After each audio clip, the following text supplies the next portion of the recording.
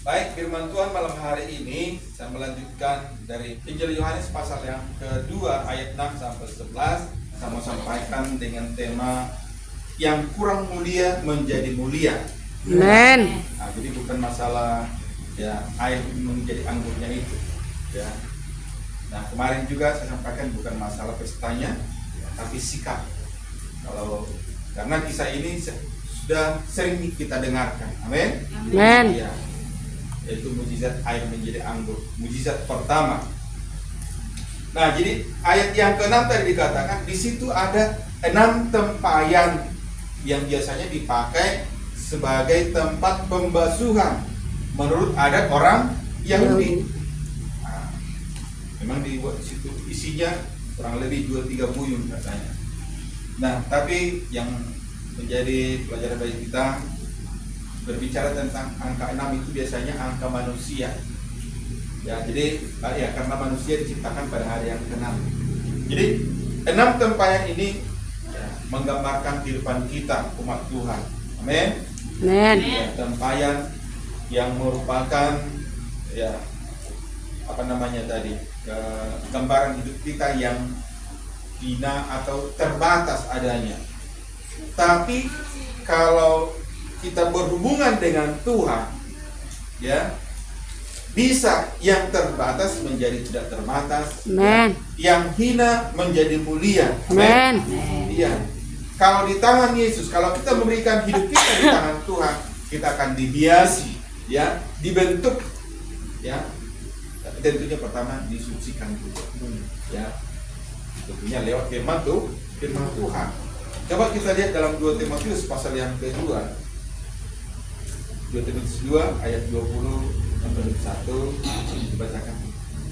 Dalam rumah yang besar bukan hanya terdapat perabot dari emas dan perak, melainkan juga dari kayu dan tanah. Yang pertama dipakai untuk maksud yang mulia, dan yang terakhir untuk maksud yang kurang mulia. Jika seorang menyucikan dirinya dari hal-hal yang jahat, ia akan menjadi perabot rumah untuk maksud yang mulia, yang dikuduskan, dipandang layak untuk dipakai tuannya, dan disediakan untuk setiap pekerjaan yang mulia. Amin. Amen. Ya, jadi ini dikatakan dalam rumah yang besar bukan hanya terdapat perabot dari emas dan perak, melainkan juga dari kayu dan tanah. Nah, yang pertama dikatakan itu dipakai untuk maksud yang mulia yang terbuat dari emas dan perak, dan yang terakhir itu dari kayu dan tanah itu untuk maksud yang kurang mulia. Tapi ya, ayat yang sudah kita baca tadi dalam Yohanes pasal 2 itu menunjukkan bahwa ada kesempatan bagi kita untuk naik level. Amen. Ya, ayat 21 dikatakan tadi sini, jika seorang menyucikan dirinya dari hal-hal yang jahat, maka ia akan dipakai menjadi perabot rumah untuk maksud yang mulia.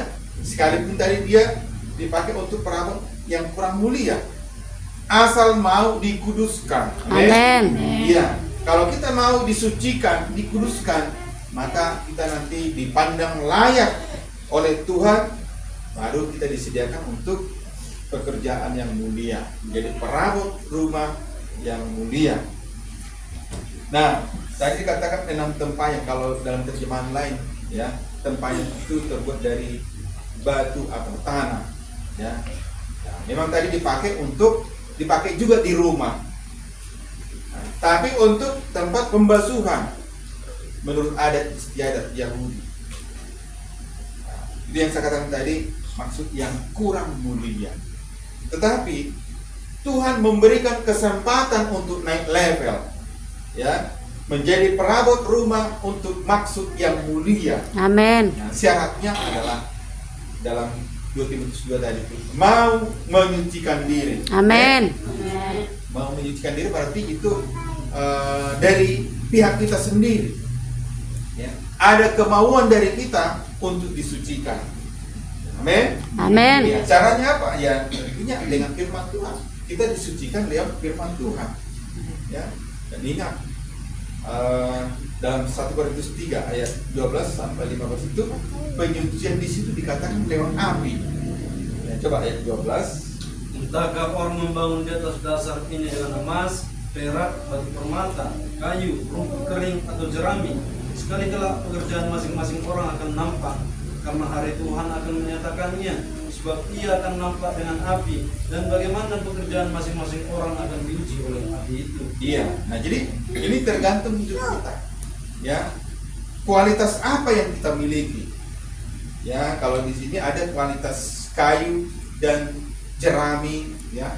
Ada kualitas emas dan perak tadi, ya, ada dari batu dan lain sebagainya. Nanti ya, itu akan dibuktikan apakah kita tahan uji. Karena penyucian itu dikatakan di sini oleh api. Ya. Nah, kalau kita sudah disucikan, ya, alias tahan uji, maka kita semakin mulia, sama seperti emas itu, ya, semakin dibakar dia semakin mulia. Amen. Ya. Nah, semakin nilainya semakin tinggi, ya, semakin berharga. Ya, kenapa? Karena ketika dibakar itu justru kotoran-kotoran yang ada di situ terbuang. Jadi makin murni dia. Nah, jadi kita mau seperti itu. Asal kita mau disucikan, ya, sekalipun mungkin keras firman Tuhan, ya. Karena kalau yang namanya penyucian itu kan sakit. Contohnya baju kita ini, ya. Seandainya baju itu bisa ngomong ketika digosok, ya kan? Udah pakai rinso itu kan panas kan, nah, udah di rinso, ya, digosok lagi, seandainya baju, aduh sakit kali, panas sekali katanya. Seperti itu juga cara rohani. Tapi yang menderita di situ kan, yang apa namanya, yang merasa sakit itu kan daging kita sebenarnya. Kalau roh kita itu justru itulah kebutuhannya. Amen. Nah, jadi sekalipun firman Tuhan mungkin keras, ya, ingat itu tujuannya untuk membersihkan, membuang kotoran-kotoran itu. Amen. Ya, kalau kita lihat lagi kalau mesin cuci yang diputar-putar, udah diputar ke kanan, tiba-tiba ke kiri lagi, ya, pusing jadinya. Ya, nah tapi itulah cara penyucian. Memang sakit, tapi nanti hasilnya ya membuat kita naik level. Amin. Amen. Ya. Nah, kembali ayat yang ke-7 tadi, Yohanes 2 ayat 7.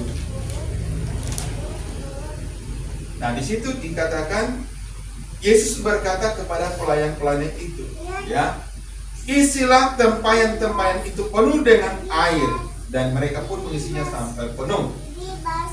Nah, jadi supaya kita bisa naik level tadi, ya, disucikan, ya. Dengan cara apa? Mau menerima firman. Hidup kita ini harus dipenuhi firman. Jangan biarkan hidupmu itu kosong. Kita tahu dalam Matius pasal 12 itu, semua tempat yang kosong, rumah-rumah yang kosong, walaupun bersih, pasti nanti akan ditempati oleh Setan. Iblis yang akan menempati kalau kosong.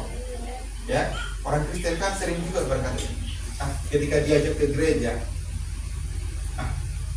walaupun nggak ke gereja, aku kan nggak berbuat jahat katanya.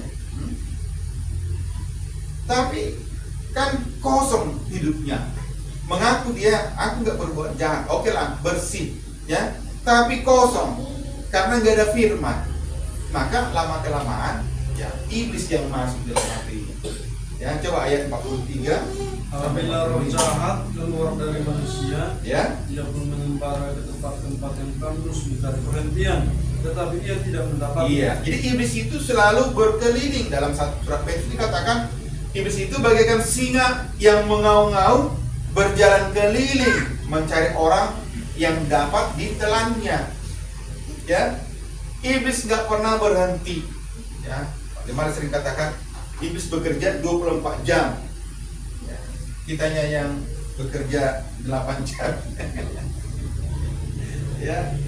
Nah, jadi tidak berhenti, selalu mencari celah, ya, di mana yang kosong. Di dalam hidup kita ini, di ruang mana yang kosong. Ya, terus 44. Lalu dia berkata, aku akan kembali ke rumah yang telah kutinggalkan itu. Maka pergilah ia dan mendapati rumah itu kosong, bersih, tersapu, dan rapi teratur. Dia. Nah, dia mendapati rumah yang kosong, memang bersih, tersapu, ya, rapi, teratur, ya nampaknya alim, misalnya sekarang lebih alim dari alim ulama, ya kan? Banyak juga orang Kristen seperti itu, ya. Kalau dari luar nampaknya alim, ya. Tapi di dalam karena nggak ada firman Tuhan kosong. Maka akibatnya apa? Ayat 45. Lalu ia keluar dan mengajak 7 roh lain yang lebih jahat daripadanya, dan mereka masuk dan berdiam di situ. Maka akhirnya keadaan orang itu lebih buruk daripada keadaannya yang semula. Demikian juga akan berlaku atas angkaran yang jahat ini. Iya. Nah, jadi ini bahayanya. Ketika rumah itu kosong, ketika hati kita kosong, pikiran kita kosong, makanya nggak usah heran banyaknya orang Kristen pun kerasukan setan, dirasuk setan. Kenapa? Karena dia sempat kosong. Ya. Artinya teman saya guru agama, ya, dia sering juga dirasuk setan, guru agama, ya. Kenapa? Ya karena dia sering mengalami kekosongan. Kalau secara apanya guru agama kan gitu kan, artinya dia mengusir setan, ya, malah dihinggapi setan, ya. Nah, bahaya. Itu akibat dari kekosongan. Nah, jadi mari terima firman Tuhan. Yesus katakan, isilah tempayan-tempayan ini penuh dengan air. Amin. Tadi saya katakan, tempayan itu adalah gambaran hidup kita. Amin. Harus penuh dengan firman Tuhan. Makanya bersyukurlah kalau kita digembalakan di GBI Sungai Daud. Amin. Haleluya. Penuh firman Tuhan. Amin. Setiap hari ada, tiap pagi ada diberikan firman Tuhan. Ya, lain lagi hari Minggu aja kita yang megap-megap kebanyakan, nggak sanggup mengikuti. Ya, sudah ibadah sulun, sudah ada Batam Center, di ibadah raya ketiga, lain di Tanjung Bundap, yang lagi off-nya di Swadaya, lagi off. Baru apa lagi? Selasa, Rabu seperti ini, Jumat, Sabtu lagi, ya. Sangat memungkinkan untuk kita penuh dengan firman. Amin. Amin. Nah, coba kalau kita bandingkan gereja-gereja lain yang hanya 1 kali seminggu dalam ibadah, kapan mereka penuh dengan firman? Ya. Nah, jadi Tuhan perintahkan supaya tempayan-tempayan diisi penuh dengan air. Ya. Nah, air itu menggambarkan firman Tuhan. Nah, jadi untuk berubah menjadi perabot rumah untuk maksud yang mulia, kita harus mau menerima air penyucian, yaitu firman Tuhan. Amin. Dan secara melimpah, ya, karena penuh. Amin. Penuh. Gak hanya sekedar, ya, gak cukup sekali seminggu. Kita aja makan satu hari 3 kali, ya, untuk jasmani kita ini. Maka harusnya seimbang. Untuk yang rohani juga seperti itu. Nah, jadi kita usahakan jangan sampai ada ruang kosong di dalam hidup kita, maka harus penuh. Nah, dan saya katakan itu juga yang menyucikan hidup kita. Menyucikan itu kita bagaikan mandi.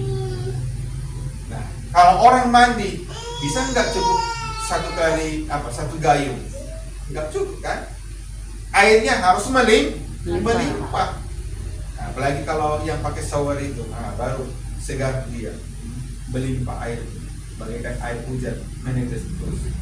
Ya, untuk kita mandi bersih harus banyak air.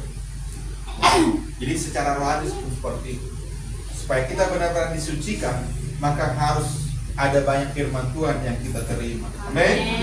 Ya, sampai ya seluruh hidup kita ini penuh dengan firman, disucikan, ya, telinga, ya, apalagi semua panca indera kita ini, ya. Jadi tidak ada celah bagi iblis. Amin. Karena iblis tadi berjalan keliling, ya, mencari orang yang dapat ditelannya. Dari mana masuknya? Dari jendela mana? Nah, kadang kita udah berjaga-jaga dengan mata kita, ya kan? Tapi terkadang dari telinga kita bisa masuk. Kita mendengarkan omongan orang, kita terbawa-bawa, iya kan? Telinga kita jaga. Terkadang mulut kita yang nyerocos, ya kan? Mulut kita yang salah ngomong. Kenapa? Ya, karena itu tadi ada ruang kosong. Itu menjadi celah bagi iblis. Makanya firman Tuhan katakan dalam Efesus pasal yang kedua, 4 ya. Yang 4. Efesus 4 ayat 27. Di situ dikatakan jangan sampai kita ada berikan kesempatan kepada iblis, ayat 27. Dan janganlah beri kesempatan kepada iblis. Iya. Jangan beri kesempatan kepada iblis. Ya. Penuhi hidup kita ini dengan firman. Amin. Amen. Isi tempayan-tempayan itu hidup kita itu dengan air sampai penuh. Ya. Karena saya katakan tadi setiap ruang kosong itu itulah yang menjadi celah jalan masuk daripada iblis itu. Nah, itu sebabnya ya kita harus penuh melimpah dengan firman. Oke lah, nggak ibadah terus, tapi di rumah juga ada kesempatan mendengar khotbah dari ya Facebook ya, yang nggak sempat ikut live ya, ada siaran ulang ya kan, atau siaran tunda kalau sepak bola ya, dia link terus di Facebook gitu. Nah, jadi dengan demikian ya kita bisa senantiasa ya dibekali dengan firman Tuhan, dan itu yang menyucikan kita. Nah, dan setelah nanti penyucian itu kita alami, barulah itu dikatakan kita kudus. Ya, coba Efesus 5 ayat 26. Efesus 5 ayat yang ke-26.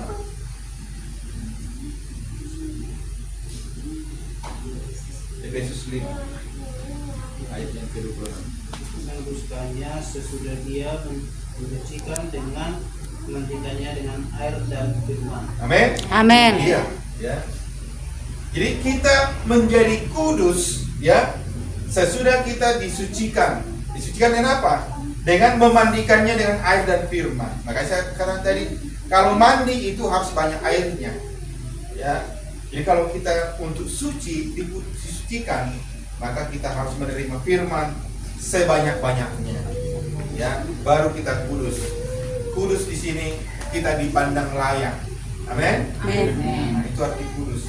Nah, berarti kita kalau sudah dipandang layak, nanti itulah menjadi kita perabot yang mulia. Ya. Nah, kembali dalam Yohanes pasal 2 tadi itu. Disinilah terjadi yang kurang mulia menjadi mulia. Dari perabot yang kurang mulia, yang tadinya dipakai hanya sebagai tempat pembasuhan, ya. Apa yang terjadi? Ayat yang ke-8 coba. Yohanes pasal 2 ayat yang ke-8. Lalu kata Yesus kepada mereka, sekarang tidurlah dan bawalah kepada pemimpin pesta. Lalu mereka pun membawanya. Ya, terus ayat 9. Setelah pemimpin pesta itu mengucap air yang telah menjadi anggur itu, dan dia tidak tahu dari mana datangnya. Tetapi pelayan-pelayan yang menjedok air itu mengetahuinya, dan dia memanggil mempelai lagi-lagi. Ya, satu lagi 10. Dan berkata kepadanya, setiap orang menghidangkan anggur yang baik dahulu, dan sesudah orang puas minum, barulah yang kurang baik. Tetapi engkau menyimpannya anggur yang baik sampai sekarang. Amin. Amin. Iya, jadi setelah diisi penuh tadi, ya, setelah ada penyucian, apa yang terjadi? Yesus katakan kepada pelayan-pelayan itu, cedoklah, ya, kasih pada pemimpin pesta. Apa yang terjadi? Air itu sudah menjadi anggur. Nah, yang terjadi apa? Yang tadinya tempayan itu hanya sebagai tempat pencucian atau pembasuhan, sekarang sudah menjadi tempat anggur yang berharga. Amin. Amin. Yang kurang mulia menjadi mulia. Tadinya hanya tempat pembasuhan menurut adat istiadat Yahudi, ya, kan kurang mulia. Sekarang sudah menjadi tempat anggur. Ya, anggur itu salah satu yang paling yang berharga. Ya, nah, itulah yang terjadi ketika kita mau diisi penuh dengan firman. Amin. Amin. Ya, jadi kalau kita sudah mengikuti firman Tuhan, maka yakinlah perubahan pasti terjadi. Amin. Seketika itu juga level kita berubah, level kita naik. Yang kurang mulia jadi mulia. menjadi perabot rumah yang mulia. Nah, tapi ada juga hal yang perlu kita ingat ya, bahwa ketika kita berhasil naik level ya secara rohani dan jasmani, karena biasanya kalau rohaninya naik, yang jasmani juga mengikut, ya kan? Amen. Pasal 33 itu cara dahulu kerajaan Allah dan turunannya, maka semuanya itu akan ditambahkan. Semuanya itu apa yang kita perlukan secara jasmani itu mengikut. Ya. Nah, jadi perkembangan jemaat juga seperti itu. Ya. Tergantung kepada ketaatan yang kita kepada Tuhan. Nah, tadi mengapa bisa terjadi itu? Itu tidak lepas dari peran serta dari hamba Tuhan. Pelayan-pelayan di situ tadi. Amin. Kenapa bisa terjadi air menjadi anggur itu? Karena pelayan-pelayan itu mentaati ya, firman Tuhan. Pertama, kalau kemarin sudah kita sampaikan, Maria katakan kepada pelayan-pelayan, apa yang dikatakannya, lakukanlah itu. Maka Yesus katakan tadi, isilah, baru mereka isi. Ya, oke lah. Kalau sekedar mengisi tempayan dengan air itu kan gak masalah. Karena memang tempat itu tempat air pembasuhan, diisi, ya kan? Gak masalah bagi mereka, gampang mengisi air itu. Tapi ketika dikatakan cedoklah, ya, cedoklah, berikanlah kepada pemimpin pesta katanya, ya. Nah, ayat yang ke-8, sekarang cedoklah dan bawalah kepada pemimpin pesta. Ini kan ada tantangan tersendiri. Jadi kalau pelayan-pelayan itu tidak taat kepada firman Tuhan, mereka langsung berpikir, ih, ini kan air, ngapain dikasih kepada pemimpin pesta? Jadi ada semacam tantangan sebenarnya di situ. Tapi ketika mereka taat, disitulah terjadi mukjizat. Amin. Ya. Jadi perkembangan jemaat itu saya katakan tergantung juga ketaatan hamba Tuhan, gembala kepada Tuhan, firman Tuhan juga. Jadi bersyukur juga kita, ya gembala kita memang ya yang cinta firman Tuhan. Amin. Amin. Ya, makanya kita lihat ada juga jemaat yang sudah perlahan-lahan naik level juga secara jasmani. Amin. Amin. Ya, dan kita yakin kita juga semua akan mengalaminya. Asal kita tadi mau mengikuti firman Tuhan tadi. Amin. Nah, jadi hamba-hamba Tuhan itu, pelayan-pelayan itu tadi, ya mengisi tempat penuh dengan air tanpa bersungut-sungut. Yang kedua, disuruh cedok air itu, kasih pemimpin pesta, mereka juga taat. Ya, tidak, kalau kita biasanya kan langsung, apa nanti kata pemimpin pesta itu? Ya, karena mereka lihat kan itu mereka hanya mengisi air. Ya.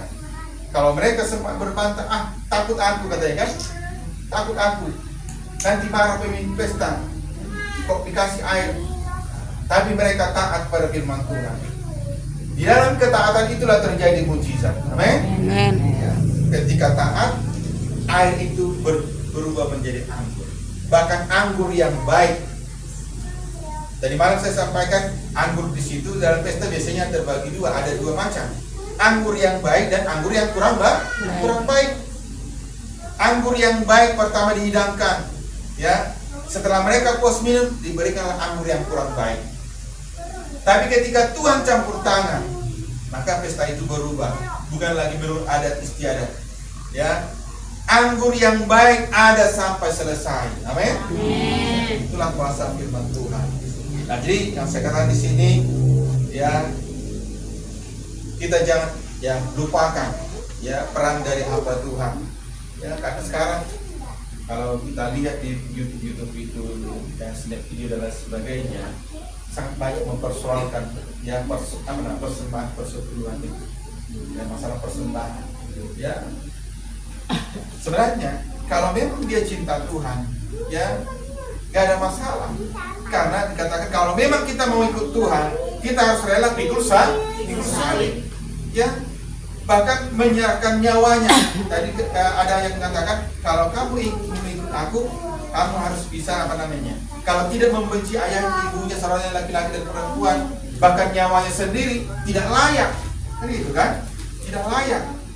Nah, Tapi ini masalah persembahan aja itu terus digerogoti sampai sekarang. Kenapa bisa? Karena memang tidak cinta cinta Tuhan. Kalau cinta Tuhan, memberikan nyawa pun rela. Ya. Nah, jadi kalaupun kita nanti ya sudah naik level dan sebagainya, ya jangan sampai ya lupa siapa diri kita. Amin. Amen. Ya, tetap kita hargai, kita ingat hamba Tuhan. Ya, hanya memberi persembahan pun susah kan gitu kan. Jadi kita harus menyadari ya, jangan sampai ketika Tuhan menuntut ya makanya kita sadar semua yang kita miliki itu datangnya dari Tuhan. Amin. Dan ketika Tuhan menuntut kita untuk memberi, ya jangan berat hati pula kita. Ya, jangan berat hati memberikan.